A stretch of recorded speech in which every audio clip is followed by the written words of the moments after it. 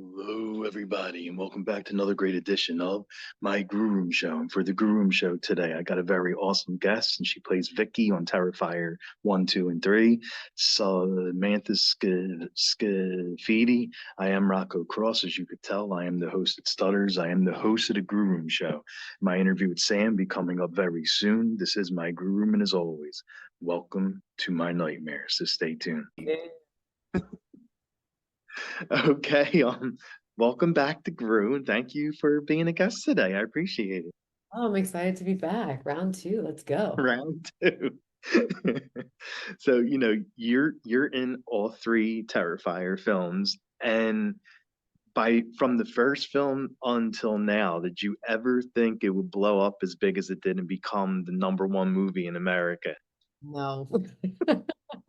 It's like plain and simple. No, I didn't. I feel like it's I've said this before, but I don't think it can go higher than this. And if I it can, know. tell me how much bigger it can get, because I'm dumbfounded. Yeah, like what did you do when you saw this? Like you're starring now in Terrifier 3, and it's the #1 movie. Like like what did you do when you saw that? Probably nothing different because it still hasn't like hit me. I've just like it's like very intellectual. I'm like, oh, it's doing well, you know. But no, and it's I mean definitely acknowledgement to like Damien and other Mhm. people part of the franchise. We've definitely been like, oh my God, this is wild. But still, I don't think there's really a way to process that type of a success. So True, true. And working with David for all three films, was there any funny or cool stories that you and David had on set? I feel like we always allude to like the first film when we were, you know, passing time and we were, he was riding around on the bicycle. I was filming it. Like Adele's song Hello had come out at the time. So David was in makeup and he would spin around and sing the lyrics of that song, which we were never allowed to post because Damien's like, you'll ruin Art the Clown for me. So there's definitely like a lot of really beautiful, fun moments that we personally had that probably other people are like, oh, that's boring. But for us, it was definitely extremely memorable. Oh yeah. I somehow can't find the videos too, so maybe it was all in our imagination and we made it up. But I think Damien must have just got rid of them, saying I can't leak this out online. yeah. He waited 6 years to make the second one and hoped that we would somehow lose the footage. Right, exactly. It's all David's plan. Yeah, yeah, exactly. And your character, Vicky, like the makeup is incredible. Like the face and the blood and everything, the gown. And how long does it take to actually get the makeup on and take it off? 6 to 8 hours to get it on, and then Oh, it should take about an hour to 2 hours to take it off. But I definitely was upsetting Heather, who did the special effects from Christian Tinsley's studio. I would like just some days I would just be like ripping the mask off or the prosthetic off, and she would be like, no, like stop. And I learned the hard way that that's not how you do things. But by the getting into makeup for that long, filming for that long, I was just like ready to get out. oh yeah. But no, but to what you said, like it was definitely a grueling process to get in and to get out, and it was extensive. But I mean, I worked with such amazing talent in like Christian Tinsley and then Heather and Ryan and Alana, who was doing the painting of the prosthetics. So I got to hang out with them a lot, which is really cool, and torture them just as much as they tortured me.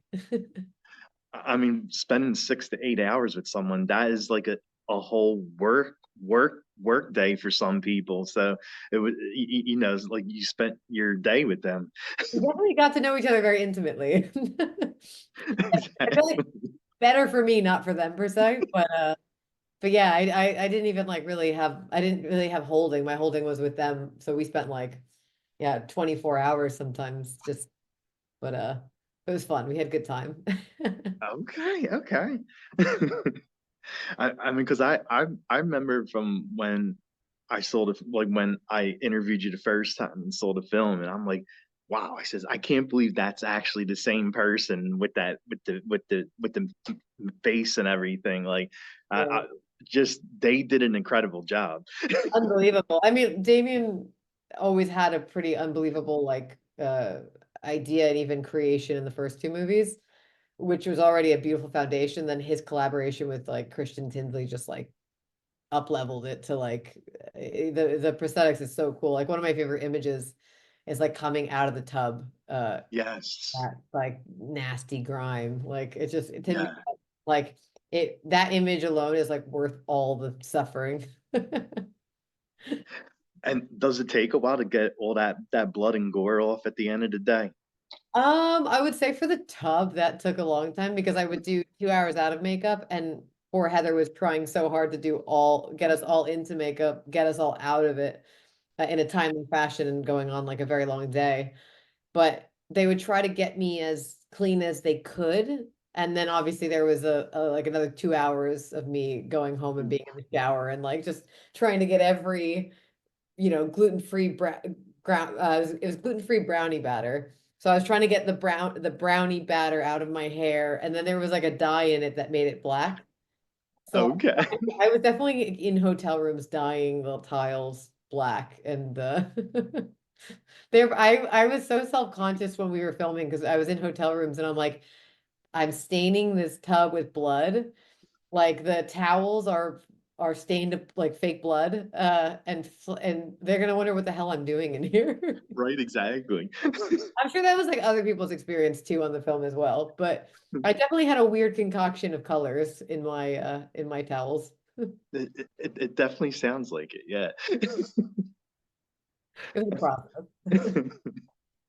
And you went from being the final girl, like you went from battling art to being his person that he goes to help him with the kills.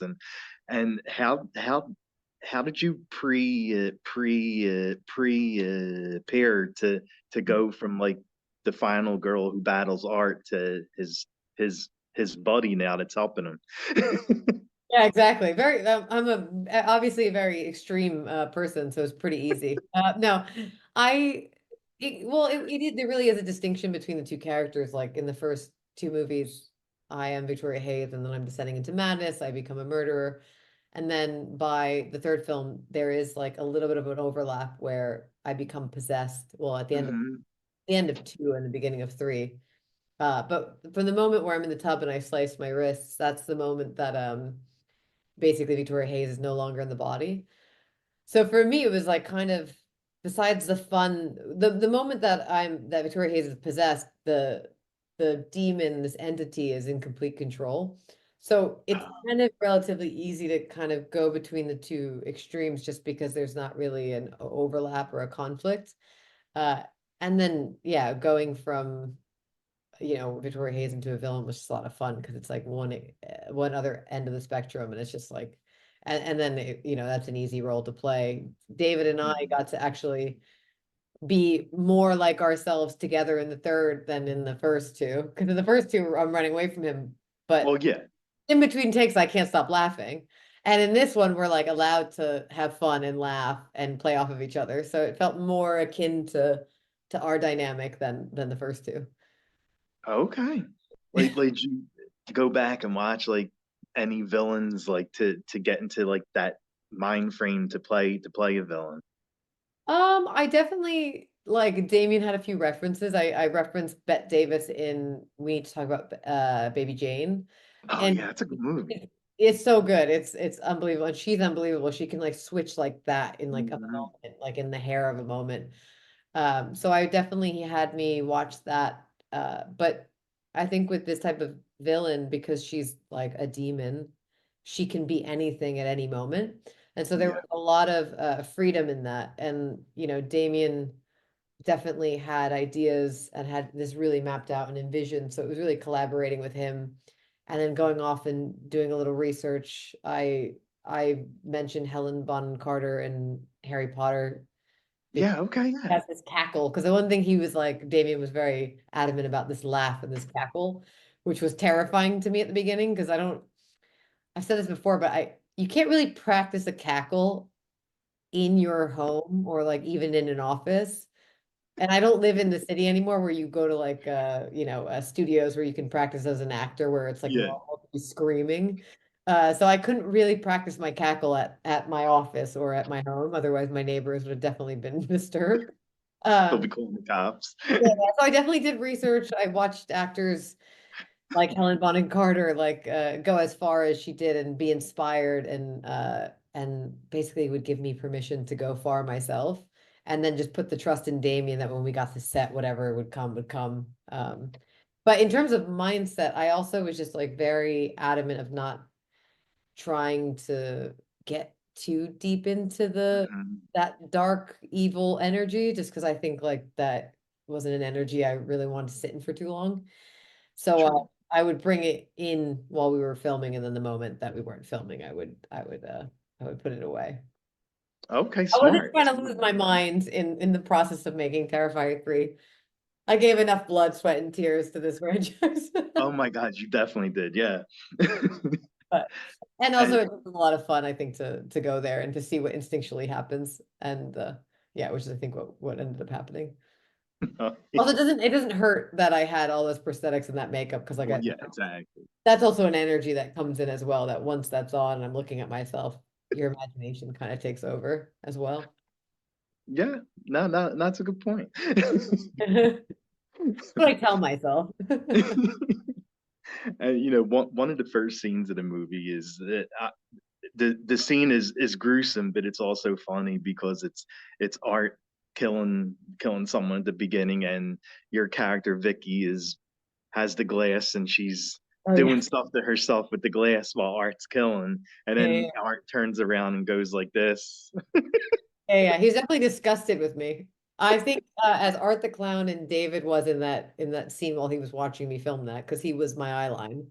I'm sure he was also disgusted as a human being watching me do that. So it came very natural to do the shame on you. Terrible. How was that scene like to film? Because like there was like a lot going on. Like Vicky's coming out of the tub, and Art's killing, and Vicky's killing, and then she's doing the stuff with the glass. It was How very was that? humbling. It was humbling. No, it was humbling in the way that and I mean that. I've known everyone for a really long time. So when I came to do 3, I was like, Damon's like, are you good? Are you good with the scene? Do you feel good about it? Any questions? And I'm like, no, I'm good. Let's fucking go, you know? And I definitely had like a cockiness and a confidence thinking like this isn't gonna bother me. It's Damien, it's Phil, it's David, it's everyone. Um, but I think that your idea of how it's gonna play out and then actually how it plays out is very different. So I was in an attic. It was at the end of the day, it's pitch black and they're like, okay, time to do the scene. You feeling good? I'm like, I'm feeling great. And then you forget that once you say roll or action, that everything gets really silent for sound. And so then you start to do the action, which is, I'm literally masturbating with a shard of glass. Not really, obviously, but I'm Oh yeah, okay, obviously not. I'm uh I'm miming it.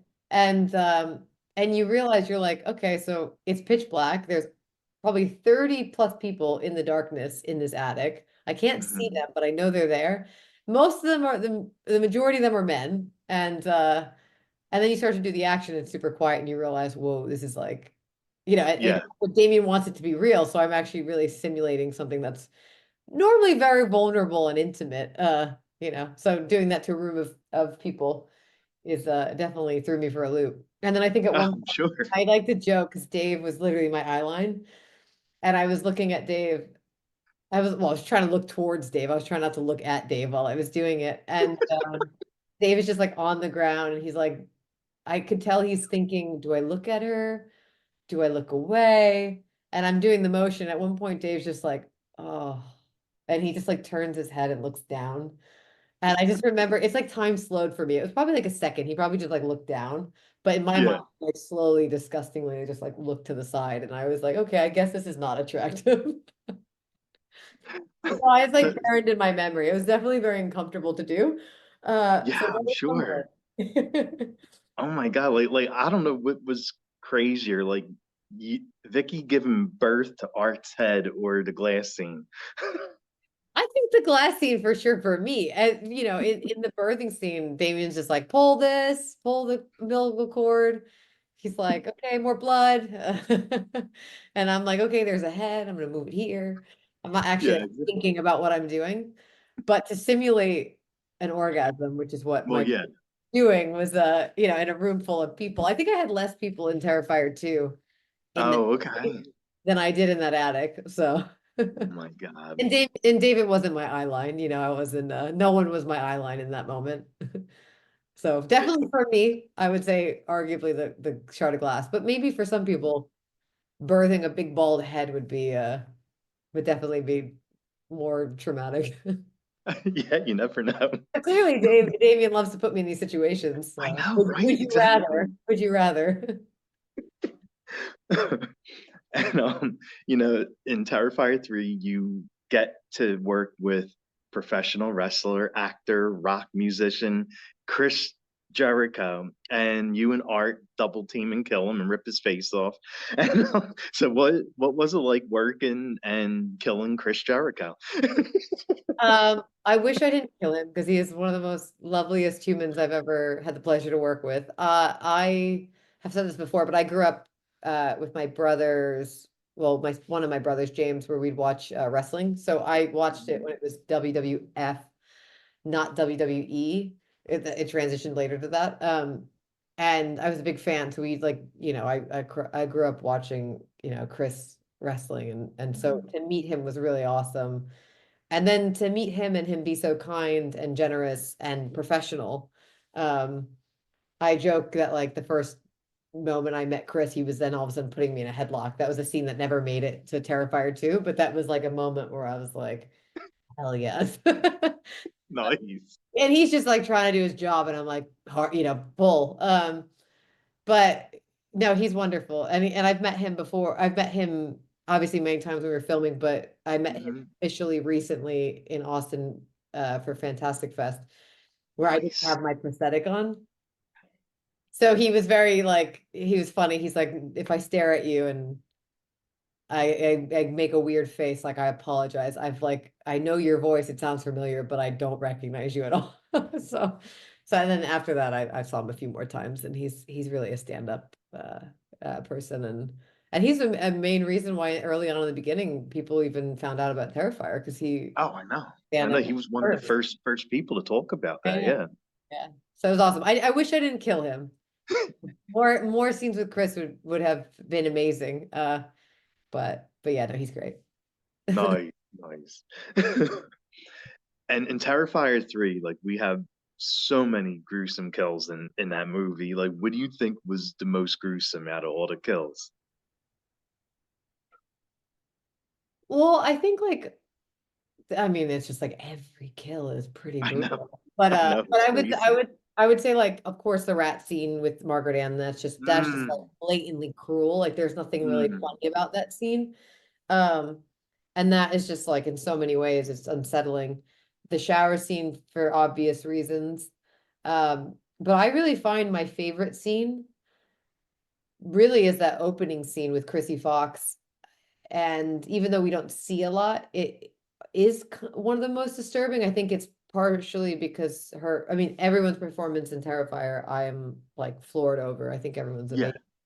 But Chrissy Fox, especially, I just love to highlight because I was like blown away by her performance, her scream, like her Mm, reactions, it was just all of it was just really intense. And then also as like a mother living through discovering her children have been, well, one of them specifically has been butchered, is just, she just really sold it. So that was a really hard scene for me to watch, but one of the best scenes, yeah. the best opening Now ever. that was crazy because I, I remember when I went to go see it in the theater, and I'm like, yeah, they're probably not going to show like the kid, and then they go and I said, oh my God, they actually showed You it. know what? I have to say there was so much hype about killing kids, like so much hype, like, oh, they kill kids. Yes, we kill kids. But then I watched like two other films or a TV show and a film after that like kill kids and show even more than we Oh show. wow. Yeah, so I was like, it's been done. It's and then there's like, I mean, in a horror genre, it's been done. That's what I Well, specifically yeah, yeah, thought. yeah. But also, yeah, it happens in movies also and outside of just horror. But I was like, there's other people killing kids. See, I don't condone it. I don't promote it, but it is sadly a harsh truth. I'm well, yeah, just saying exactly. it's not we didn't do any well, we didn't do anything that different than what's been done or has been done. We do No, other but things that are more extreme than that. that was a crazy, and then like you were saying with the rats, because I'm definitely afraid of like mice and rats, Oh, and really? if that would have happened to me, I would have died before the rat went in me. Oh my God. Well, I have to say, listen, give me a New York City rat and I don't want to touch that. That's disgusting. In New York, 'cause I feel like being from New York, I'm like, ugh. Like, but then I met these rats on set and No. they're the sweetest little munchkins. They all have names and they all have little personalities. The only downside is they do shit randomly and it does get all over you at certain moments. But they're actually really sweet. So I'm just saying if you have a rat fear, maybe just like hold a Yeah, rat. Yeah, I like don't know, trained man. rat, not a random rat. Don't go on the street and pick one up. But I don't If advise. if they would have told me I had a scene where I was playing with a rat, I probably would have quit. Oh, come on, they're the cutest. They got little personalities. They're actually really, really sweet too. And they're really cute when they stand up on their Really? they're very like ratatouille. Like they're very like yeah. I would I'll take a rat over I'll a take lot of your other. word for it. Give me a spider and I'm not touching that thing. But I'll take a rat. Okay. And you know, the end of the movie was wild. Like you and Lauren had this big fight at the end, of course, with Art the Clown too. And Vicky, poor Vicky, like she's chased and almost killed by Art. Then she gets possessed and then killed by Lauren's character, and Yeah, she gets destroyed by one she can't catch a break. No, but to be fair, Vicky, I like making the distinction, like I said earlier, that the person who died at the end deserved to die. And that wasn't Victoria Hayes. That was Yeah, entity that was using her body as a vessel. So yeah, Victoria Hayes at that point, Lauren killed the entity and not Victoria, because as we found out, true. Victoria was no longer Lauren, I mean, I bet Lauren's character Sienna would have killed her either way, even if Vicky was in there.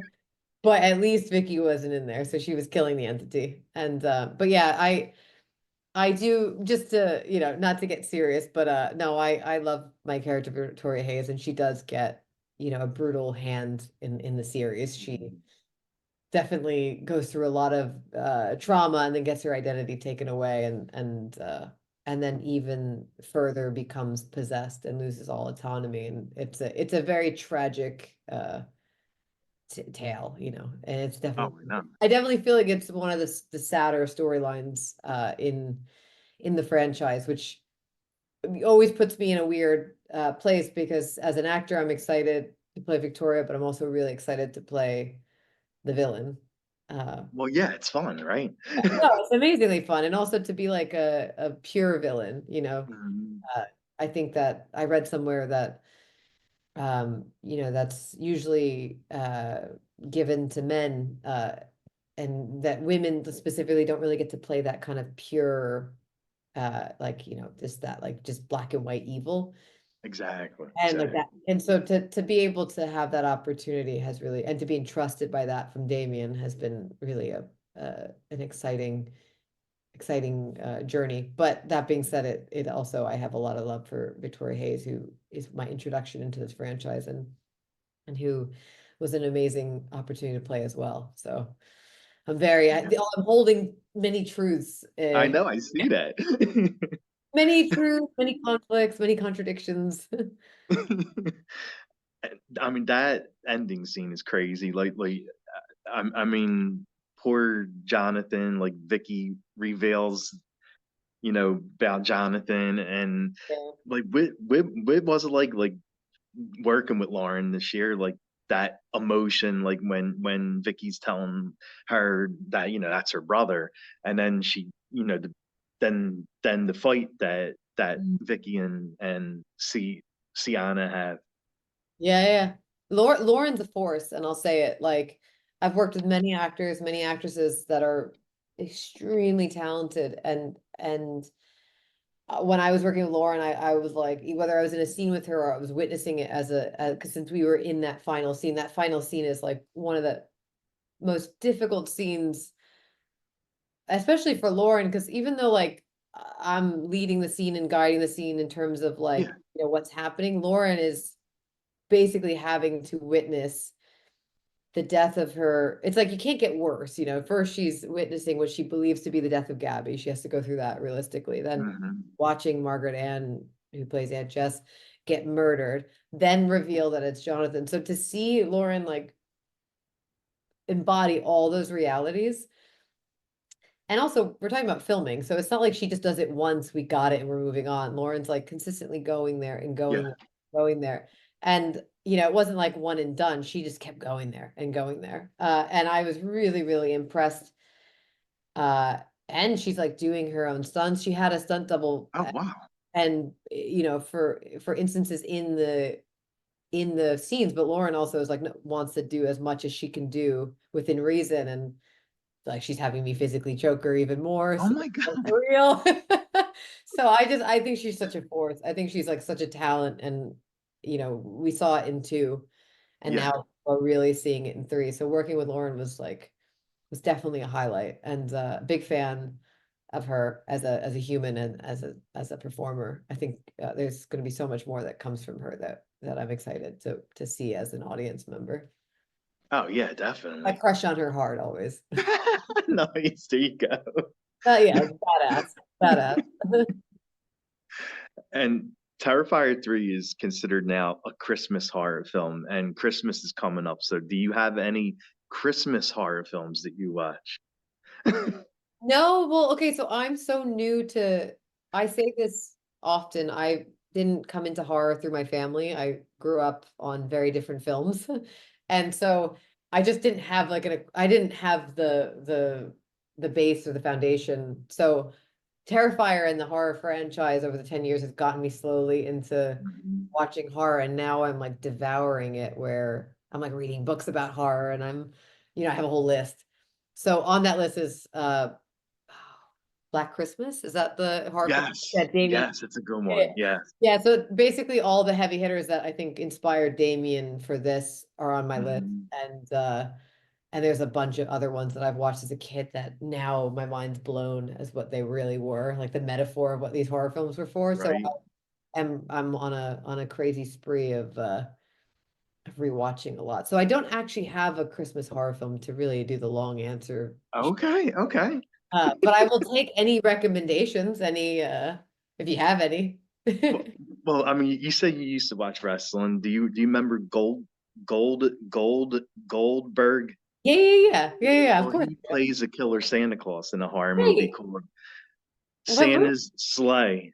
Oh my God, hilarious. No, I have to watch. Santa's Sled. Okay. It's funny. Like it's a good funny horror film where Bill Goldberg is a killer Santa, So, and it's pretty good. okay. Okay, I will watch that. I'll add it to the list. And I'll take any more recommendations along the way, because I'm definitely, like I said, I think I was very ignorant to the horror genre.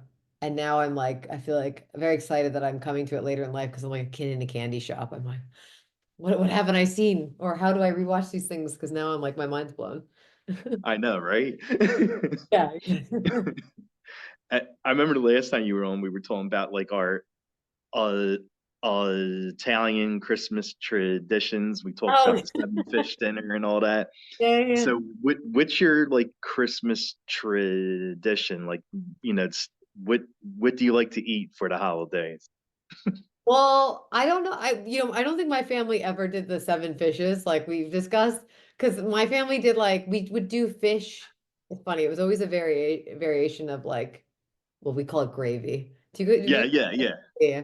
So, marinar, we call it gravy. So, Yeah, Yes. So us New York Italians from the Bronx, or a section of the Bronx, call it gravy. And that gravy, which is red sauce to some people, marinade, we would do like two variations. So the night before, we would always, like, my grandma used to make, she's no longer here with us, but she taught us how to make, it was like lobster tails in marinade. It was like the basically like the fish version of that, and Nice. with pasta. And then the next day we'd have like spaghetti and meatballs.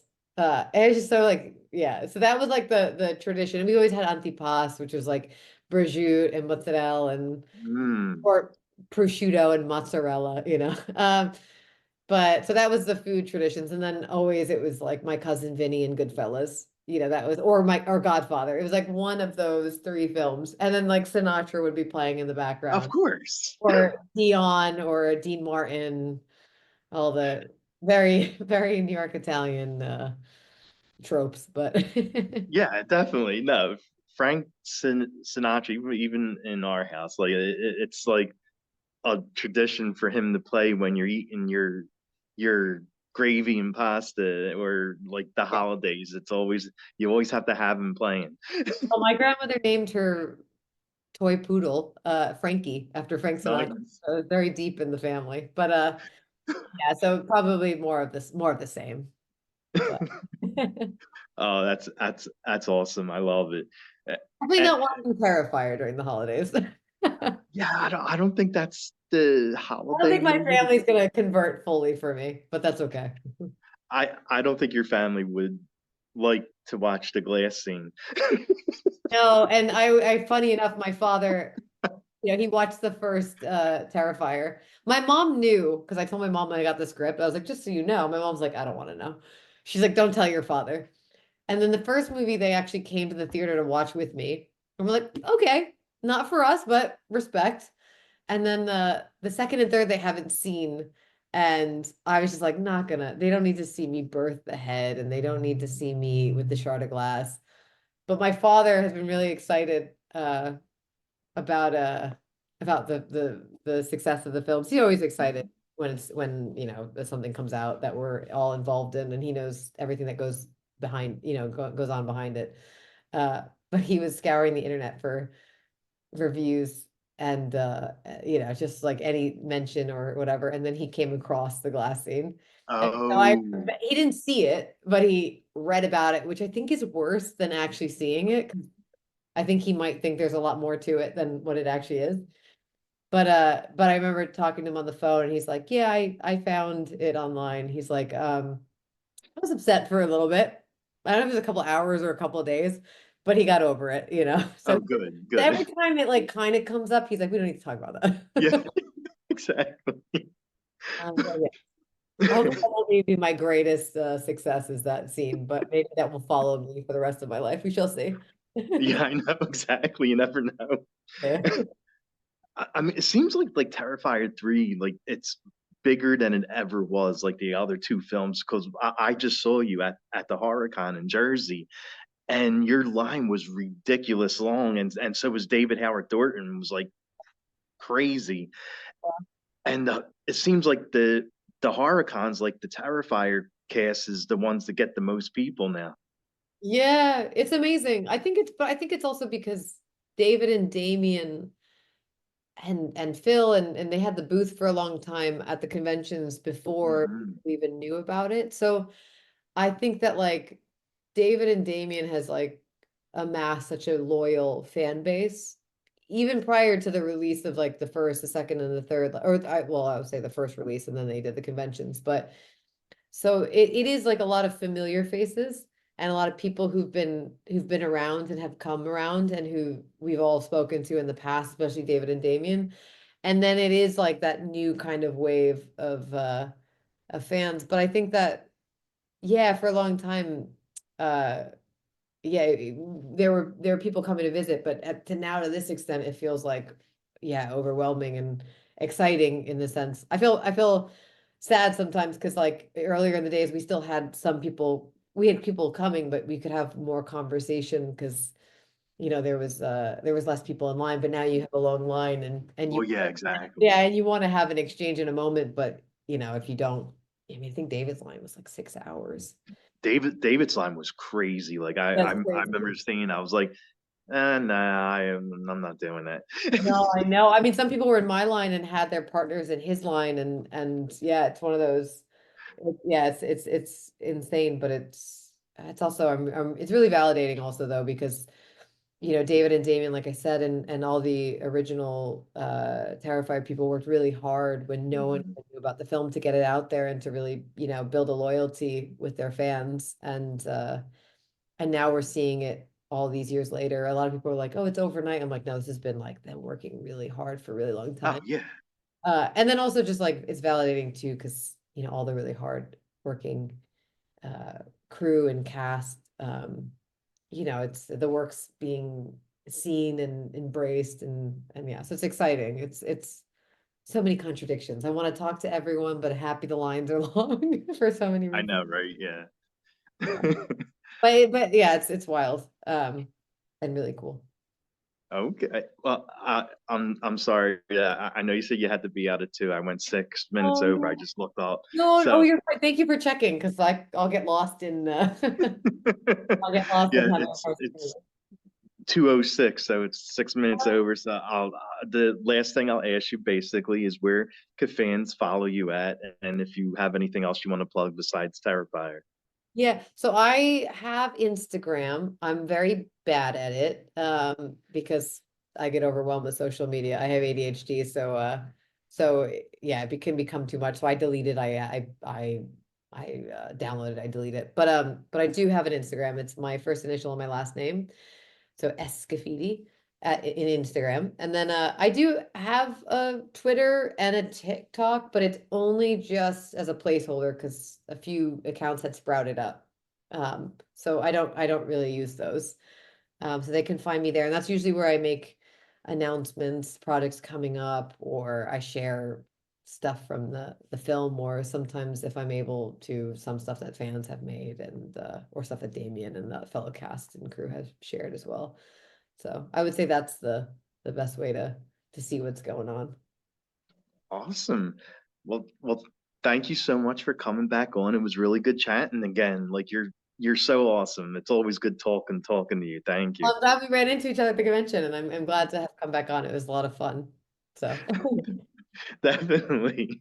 Well, have a good day and happy Thanksgiving and Christmas. yeah, no, I know exactly. Oh my God, we're already there. Oh, we're already past Halloween. I You know. as well, and enjoy your 7 fishes. The 7 fishes, yeah. There you go. I'll be eating my spaghetti and meatballs and my lobster tails, but Hey, that's still considered one of the fish, right?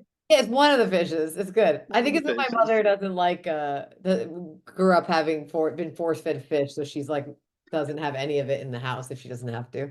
So it's all very complicated. But no, lovely chatting with you and I'm sure I'll speak to you in the future. Oh, definitely, yes. Have a good one. Bye. Bye.